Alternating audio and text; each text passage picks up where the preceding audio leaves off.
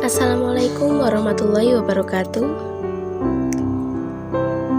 Yang terhormat Bapak Mustajab MPDI selaku dosen pengampu mata kuliah ilmu kalam, dan juga teman-teman kelas 1 PAIB yang saya cintai dan saya banggakan.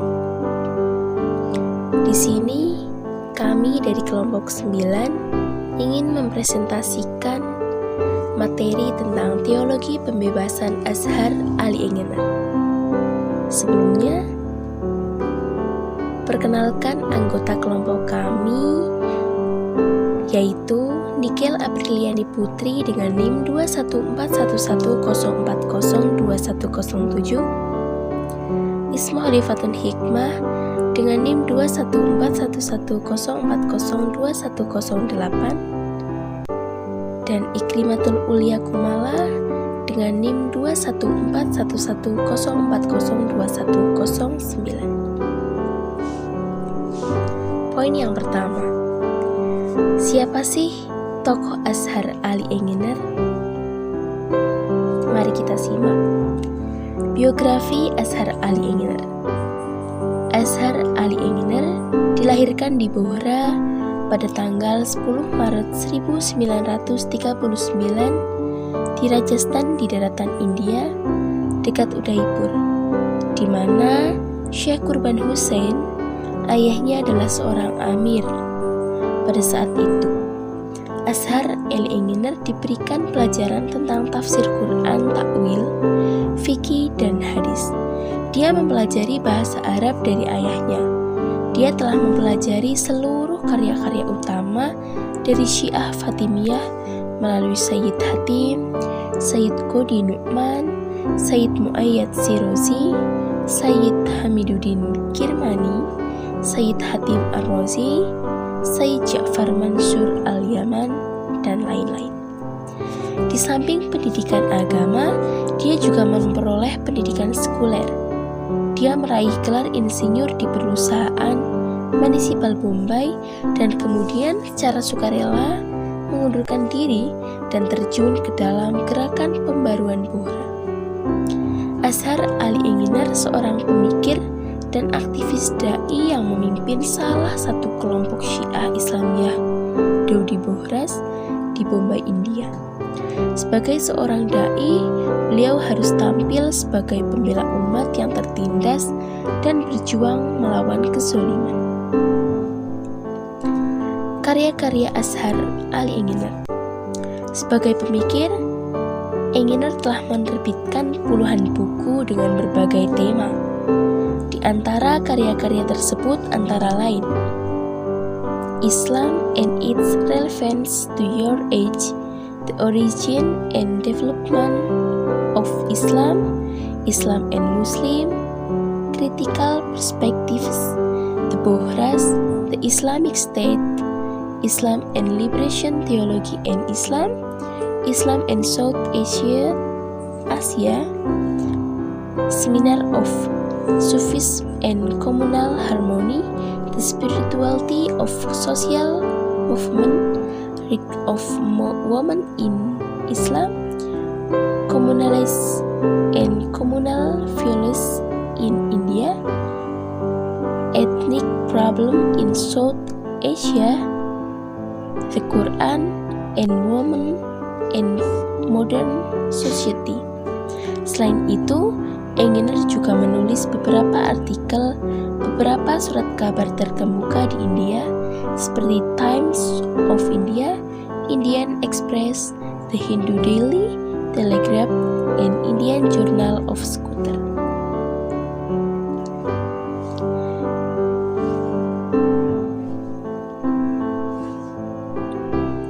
Makna pembebasan.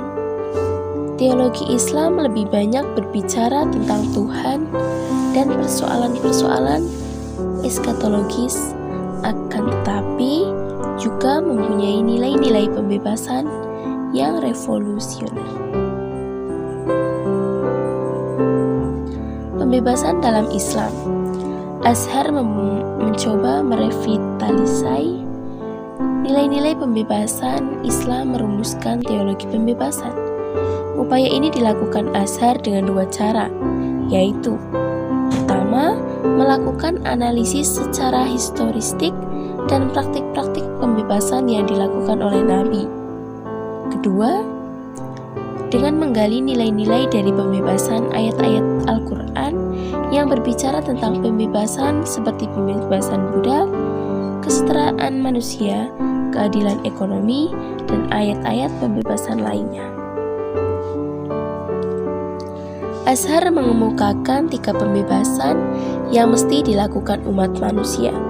Pertama, pembebasan dari sikap dan praktik-praktik rasisme dan sikap-sikap lain yang didasarkan pada anggapan bahwa manusia, ras, etnis, dan suku tertentu adalah antara salah satu dengan lainnya tidak setara. Kedua, pembebasan terhadap perempuan yang saat ini posisinya masih subordinat di bawah laki-laki karena ideologi gender yang memandang posisi laki-laki lebih tinggi dibandingkan perempuan. Ketiga, pembebasan dunia dari struktur ekonomi kapitalistik yang eksploitatif dan semakin meneguhkan ketimpangan ekonomi dunia.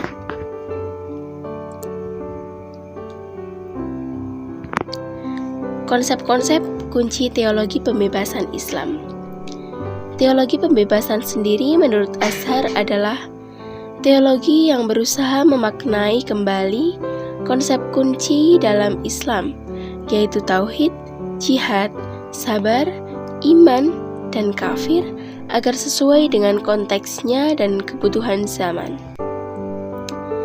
Konsep teologi ini menurut Azhar menekankan pada kebebasan, persamaan, dan keadilan distribusi, serta menolak keras penindasan, penganiayaan, dan eksploitasi manusia oleh manusia lainnya.